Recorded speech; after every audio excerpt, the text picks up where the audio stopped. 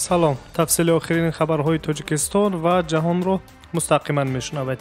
Имрӯз 23 июли 2020 сол. хабарҳои охирини рӯзро аз Тоҷикистон шурӯъ мекунем. Пандемияи коронавирус ба баста шудани сарҳадҳо ва раванди муҳоҷирати меҳнатӣ ҷаҳонӣ таъсири манфӣ расонидааст, гуфт Гулрӯ Ҷаборзода, вазири меҳнат, муҳоҷират ва шуғли аҳолии Ҷумҳурии Тоҷикистон дар нишасти матбуотӣ. дар тӯли 6 моҳи соли равон 129807 шаҳрванди Тоҷикистон барои кор ба хориҷа рафтанд. ин рақам нисбат ба соли гузашта 57% камтар аст. агар маълумотҳои миқдориро муқоиса кунем, пас дар соли 2020 аз Тоҷикистон 170 000 нафар камтар ба муҳоҷират рафтанд.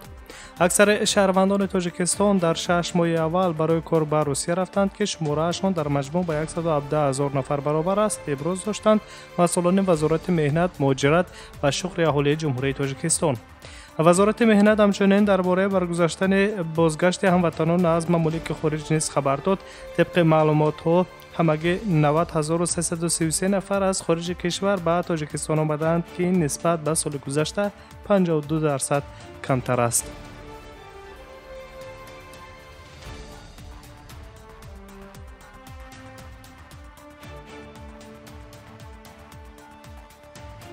идомаи хабарҳо.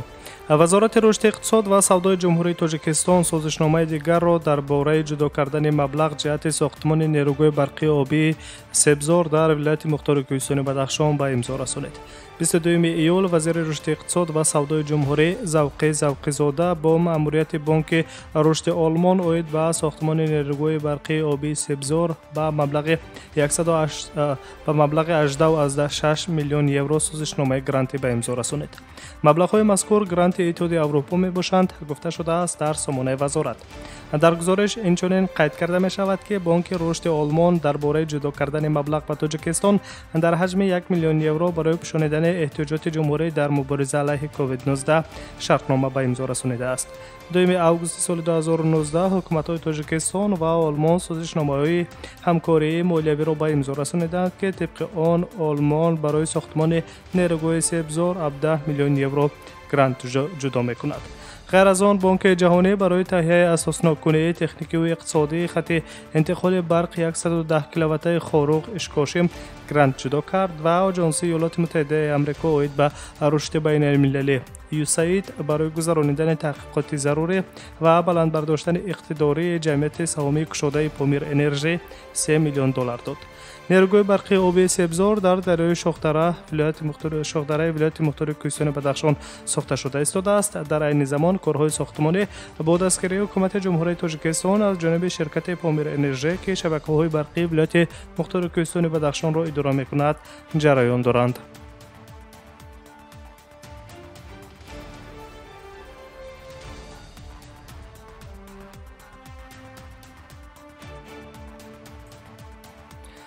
در سود شهریسار یک شهروند تاجیکستان را برای جنایت‌های در روسیه صادر کرده‌اش محکوم به زندان کرد. خبر می‌دهد دفتر مطبوعات پروکراتورای گنرالی فدراسیون روسیه.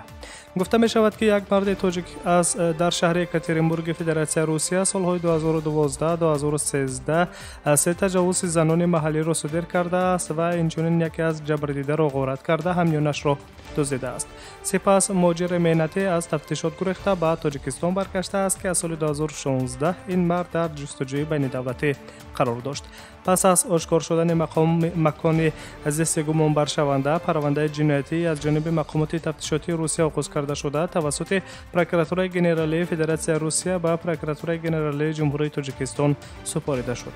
دادگاه گمان بر شونده را در جنایتی در بالا ذکر گردیده مجرم شناخته او را با طلب عیبدار کننده دولتی به 8 سال زندان با نگهداری در مؤسسه اصلاحی محکوم از آزادی کرد.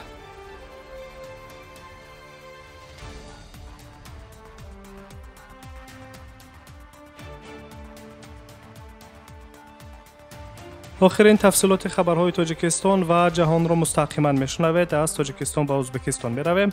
وزارت نقلیات جمهوری ازبکستان از 1 سپتامبر سال روان گشوده شدن علاقه هوایی با روسیه را رد کرد.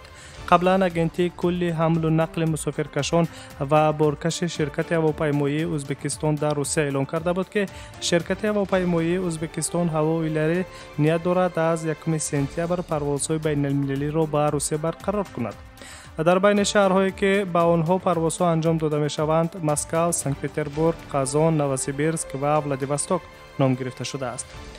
پیامی که شرکت هواپیمایی ازبکستان هوایی از 1 سپتامبر علاقه هوایی با روسیه را باز میکند نادرست است. امروز با نظر داشت وضع موجوده اپیدمیولوژی پیشگویی کشیده شدن رابطه هوایی با دیگر کشورها وجود ندارد. تا حال چنین نقشه ها و حتی پیشگویی ها انجام داده نشده است. خبر میدهد پادروبنا اوز با استناد به وزارت نقلیات جمهوری ازبکستان.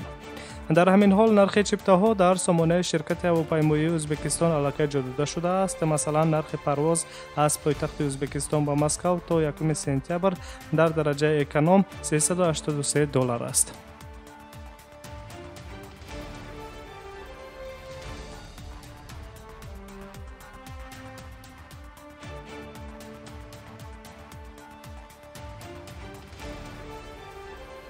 ادامه خبرها. 23 ایول گروه دیگر طبیبان از روسیه به قرقیزستان برای کمک جهت مبارزه با کرونا ویروس رفتند. هیئت طبیبان در دایره سازشنامه‌های قبلا بین پرزیدنت‌های دو کشور حاصل شده فرستاده شدند. خبر می‌دهد آژانس فرغانه.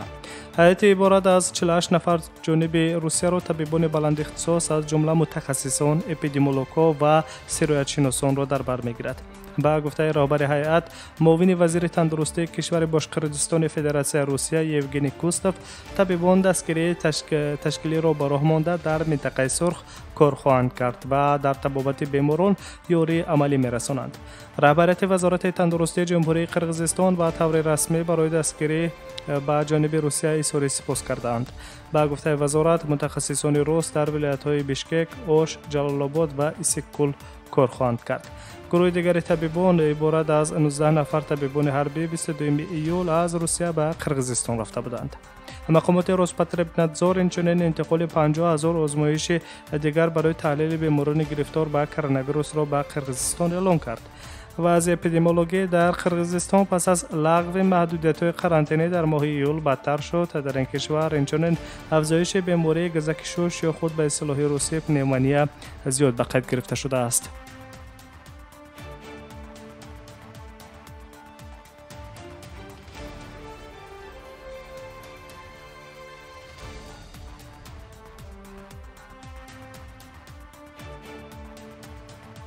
ادامه خبرها. در بیمارخانه‌های قزاقستان نزدیک 45,000 بیماران گرفتار گزک شوش طبابت گرفته می‌شوند. در این باره در نشست با خبرنگاران سردکتر مرکز سانیتری و اپیدمیولوژی جمهوری قزاقستان آیژان اسمگام بیت و خبر داد. در طول 20 روز اخیر 63491 نفر در بیمارخانه بستری شدند. حالا 45,000 بیمار در بیمارخانه طبابت می‌گیرند. ابراز داشته است سردکتر مرکز سانیتری و اپیدمیولوژی قزاقستان.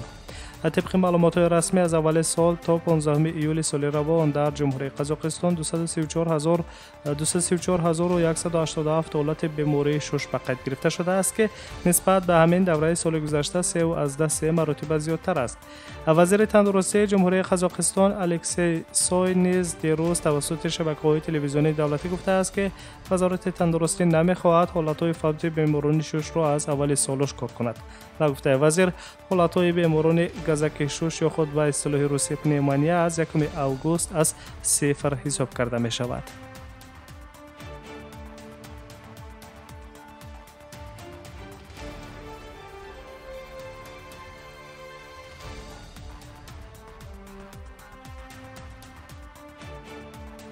و در آخر از قزاقستان به نیگریا می رویم. جنگجویان افراطگرا در نیگریا 5 کارمند سازمان غیر دولتی بشردوستانه کمیته بین المللی نجات بخش را به قتل رسانیدند.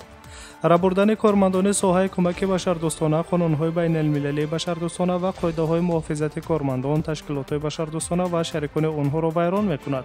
ما این کشتار را محکوم می‌کنیم، گفته شده است در اظهارات کمیته. خبرگزاری فرانسه 24 می نویسد که سلاح بدستان در ولایت‌های غربی نیگریا قتل مذکور انجام دادند. کمیته بین المللی نجات بخش از رهبریت حکومت نیگریا تقاضای جزا دادن مجرمان را کرده است. در این خصوص تا حالا جانب حکومت نیگریا رسما اظهار نظر نکرده است.